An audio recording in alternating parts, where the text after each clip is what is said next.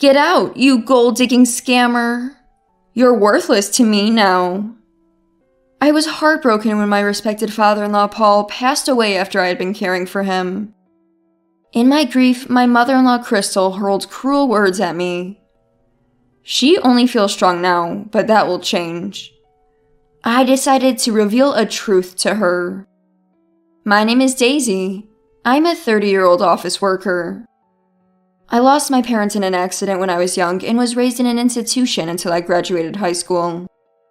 After graduation, as I was unsure about my future, it was the late Paul who offered, "Why not work at our company?" Paul owned a local construction company. I was hired as an office worker, inexperienced and unqualified, but everyone was kind and taught me everything from scratch. Now I've become a seasoned employee with over 10 years of service. My encounter with Paul was at the facility where I lived. Paul was a wonderful person who engaged in charitable work. He donated various things to my facility like bags, toys, picture books, and clothes. Having been without parents since I can remember, I naturally came to adore Paul as a real father. Paul often brought his own children. A boy my age, Alexander, and a girl 3 years younger, Mona. I especially got along well with Alexander. "Reading alone again?" I'd ask, and he would quietly nod in response. Reserved, he always read books alone. I wasn't particularly outgoing either, so we naturally spent a lot of time together. "I love foreign architecture. I'd love to visit them someday," he often said. Huh. Having no particular dreams myself, I was a bit envious of him for having one.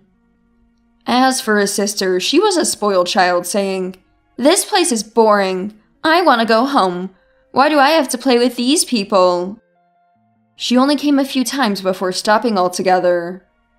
I found her somewhat difficult, so I was relieved.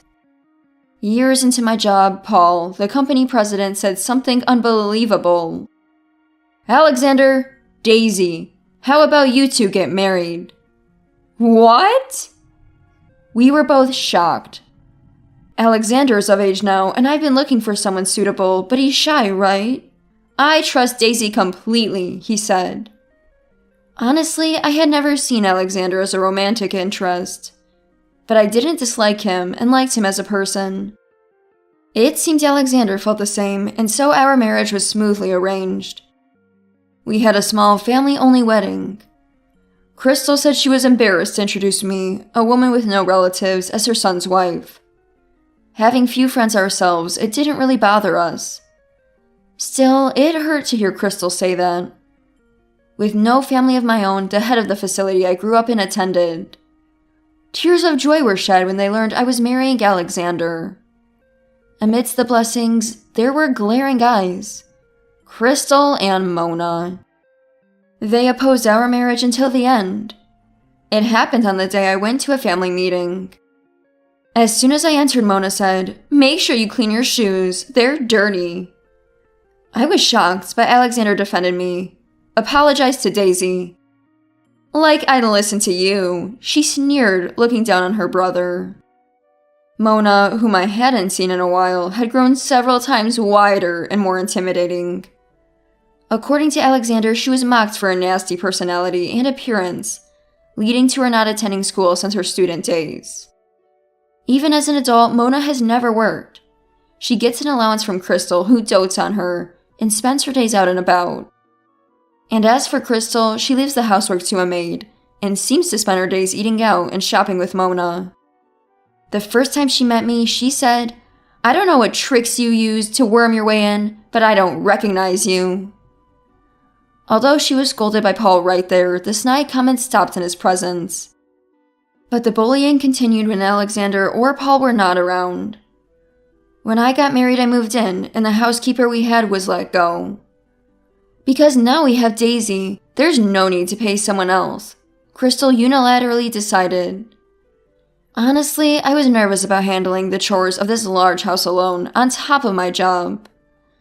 Sensing this, Alexander and Paul protested, but Crystal laughed, looking at Mona and said, "Mona and I are here. It'll be fine, right?" However, Crystal and Mona never helped. Instead, they criticized every little thing I did and laughed at me when I was down. They often claimed the meals I cooked as their own. There was also this incident. I went home during a work break to pick up something I'd forgotten and heard a noise inside. What? A burglar? Scared but curious, I headed towards the noise and found Crystal and Mona in my room. "What are you doing here?" I asked, and they seemed surprised too. "Don't scare us like that. Why are you here?" Crystal retorted. I thought that was my line. "I came to get something I forgot. But what are you doing in my room?" "Shut up. You talk big for just a freeloader." Mona was smirking in the background. Behind them, my closet was in disarray, and clothes, bags, and cosmetics were scattered all over the floor. In Mona's hand was a necklace I had recently bought as a treat for myself. "That's mine, isn't it?" "So what?" Unashamed, Mona said, "You bought it with the money you earned at our company, right? What's wrong with the boss's daughter taking it?" I tried to take it back by force, but Mona was physically stronger and I was pushed away. The two laughed at me, saying, "You look ridiculous." I was upset, but didn't want to worry Alexander or Paul, so I didn't tell them. Then, one day, Paul collapsed while at work. He was diagnosed with cancer. Already in the late stages, and given 6 months to live. Moreover, he decided not to seek treatment. "Why?" Alexander asked. "I'll decide when it's my time," Paul replied. From then on, he left the company to his son Alexander and began recuperating at home. Even with Paul at home, Crystal and Mona's attitude didn't change, and they continued to go out frequently. "What a troublesome pair," Paul said. Crystal wasn't always like this. When the company was starting and money was tight, she was very devoted. But as work got busier and she was left alone with the kids, she began spending money as if to distract from her loneliness. Eventually, she started dipping into the company's funds, so Paul had to expel her from the company, giving her a fixed living allowance instead. Regarding Mona, once during her teenage years, he scolded her for not going to school, and she snapped, "Don't act like a father." Since then, he hadn't known how to approach her. Listening to Paul's sporadic stories, I realized that they too had their issues. But that didn't make me feel any more forgiving for their past behavior. Eventually, Paul's condition worsened. When he became bedridden, Crystal said within earshot, "Good thing he has a hefty life insurance." She didn't care for her suffering husband and continued her days out with Mona. Seeing this, we felt it unfair to Paul, but he assured us, "Don't worry about anything. I've got it all figured out." His eyes were filled with determination. A few days later, Alexander and I were called by Paul. He told us something important. Initially surprised and conflicted, Alexander and I discussed and made a decision. While talking, it felt like returning to our childhood days for the first time in ages. Months later, Paul passed away. It was about a year after his cancer diagnosis, despite being given only 6 months to live. Just before his death, we tried to contact Crystal and Mona, but couldn't reach them. They finally appeared at the hospital 5 hours after Paul had passed away. "What were you doing?" Alexander demanded, but they didn't answer. Realizing it looked bad, they pretended to be sad, but without a single tear. I thought they were incredibly awful people. Then, after the wake and funeral with only family, Crystal suddenly said, "Now, let's talk about the future. So could you leave now?" I was stunned and speechless. "Did you think I didn't know you were after the fortune? Disgusting." "I never did such a thing. Why would you say something so cruel?" "Just get out, you gold-digging scammer. Now that my husband is gone, you're useless." That's when Alexander spoke up. "Enough, Daisy. Let's leave this house quickly." "Yeah, I don't want to see the faces of such filthy-hearted people anymore." To this, Mona sneered.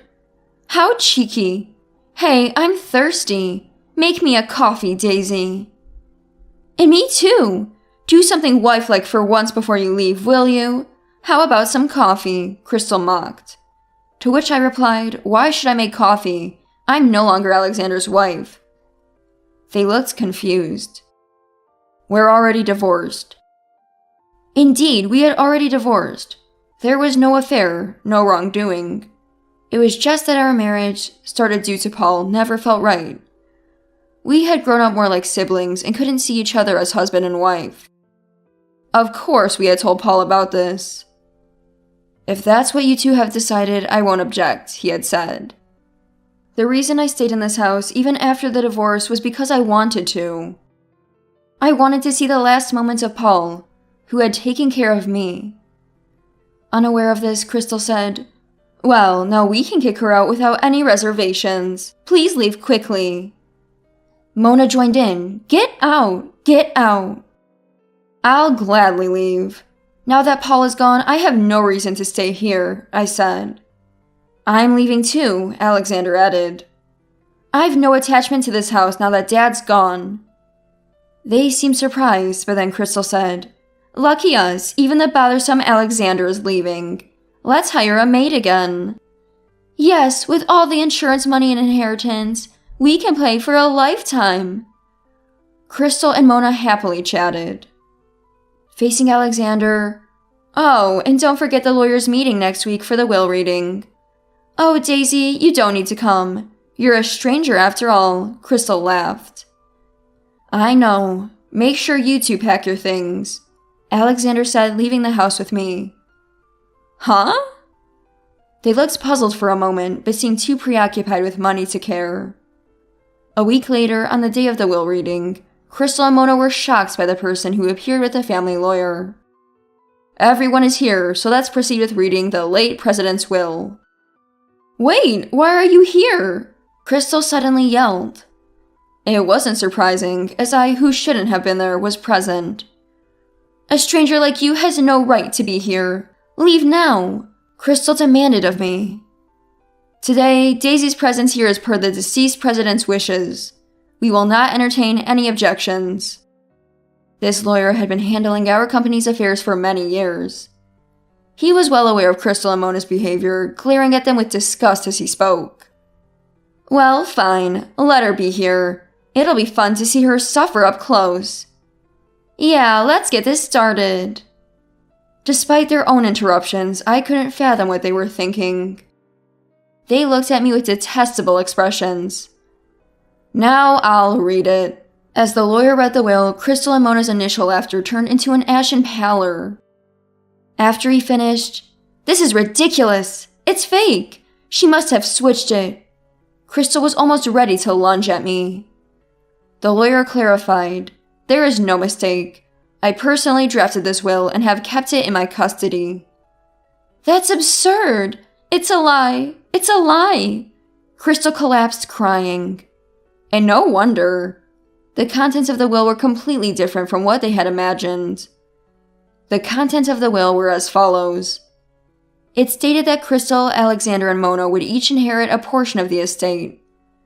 However, the amounts were far less than they expected. $10,000 for Crystal, and $5,000 each for Alexander and Mona. Only they were surprised by this amount. We already knew about it. Even I was shocked by how small the amount was. Before his death, Paul had made a request to me and Alexander. "I won't be around much longer. I don't intend to leave those two any money. They've never worked properly. They need to learn the value of money." He had said to leave them just enough money for a few months until they found jobs and to donate the rest. Given their past extravagant spending, this seemed a fair amount. Mona exclaimed, "Work? That's impossible for me. I can't work. Wait, we can sell this house." "Yeah, let's do that. It might be smaller, but there's a nice new apartment nearby." They rejoiced until I interjected. "That's a nice thought, but it's not possible." In truth, this house, including the land, had already been sold to one of Paul's acquaintances. After Paul's death, the house was to be demolished for an apartment building. Out of respect for Paul, the acquaintance had waited until his passing. Now, Crystal and Mona had to leave as soon as possible. "By the way, have you finished packing?" They were in a state of panic. Suddenly remembering something, Crystal boasted. Right, there is the insurance money. I'll graciously let you have the small change Paul left. To which was replied, Unfortunately, Daisy is the beneficiary, not Crystal. You won't receive a cent. Huh? They both looked at me in disbelief. What do you mean? You're a fraud, a thief. Don't mess with us, Crystal exclaimed. A thief? Are you referring to your daughter who steals my belongings? That's not theft. It's mine since I bought it with my company's money, she retorted illogically. I was genuinely surprised when Paul wanted me as the insurance beneficiary. He believes I would use it in the best way possible, rather than Crystal. Alexander agreed with this decision. I had already planned how to use the money. Tired of their commotion, I said, Well, our discussion is over, so I'll be leaving. A few days later, Crystal and Mona suddenly showed up at my office. What do you want? I asked. We've come to ask you for a favor today. It was the first time I'd seen Crystal so subdued. Honestly, it was unsettling. I'll hear you out, but what is it? We need you to lend us money. $30,000. You got the insurance money, so it's a small amount for you, right? Earning $30,000 is harder than these people realize. As I thought this, I asked, What do you need it for? Actually, my mother is sick and needs surgery. It costs $30,000. I'm so worried about Grandma. Mona was pretending to cry next to her. I couldn't help but laugh at them. What's so funny? Crystal demanded.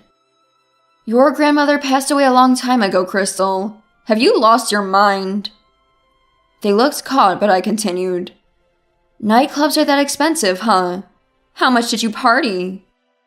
How do you know that? You're such a horrible woman, Mona exclaimed, but I knew everything. It started when Paul fell ill. A young man visited our home when Paul was alone, claiming to be from a nightclub. He said Crystal and Mona were frequent visitors. Initially, they spent modest amounts, but recently their spending had increased. They often left without paying after drinking too much, and that's why he came looking for them. At the club, they bragged, We'll soon come into a lot of money. Hearing this, Paul was furious, and decided then about the inheritance and insurance money. The company, you two decide, Paul had told Alexander and me. We'll have to ask Alexander to pay. He's the president after all, Mona suggested. Alexander? He's not here. He's abroad. What? And I'm the president. They were shocked. When Paul said we could do what we wanted with the company, Alexander told me about his childhood dream to travel and see foreign buildings. I supported him. While discussing, I realized my dream was to develop the company further. I love this company. My dream is to make it even more successful. Could you please leave now? If you come back, I'll call security. They left, faces red and looking defeated. As for what happened to them, without a plan, they quickly spent Paul's small inheritance. Unable to pay the nightclub, they were chased by debt. Once, I saw them working at a notorious supermarket known for bullying newcomers. Their appearance had deteriorated, looking older and worn out. They seemed to be struggling, but it was the result of their actions. As for me, I'm working hard every day, collaborating with my colleagues. I'm now known as a successful businesswoman, and have been appearing more in the media. Regarding Paul's insurance money, I donated it all to the facility. I thought Paul would be happy with that decision. I recently received a postcard from Alexander abroad with a picture of him smiling happily. Though he faces challenges in a foreign country, he seems to enjoy every day. We may be divorced, but now we're good friends. I'm having the best time of my life.